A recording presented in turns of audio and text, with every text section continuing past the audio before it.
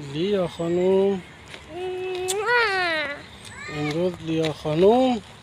آماده تفریح خودی ارمغان جان دیدی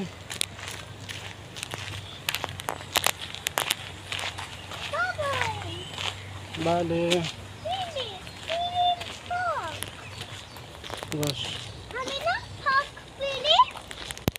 میریم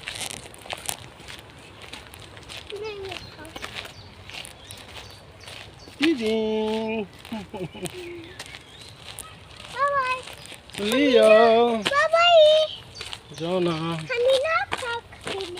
باشه دختر به منظره نگاه میکنه کیف میکنه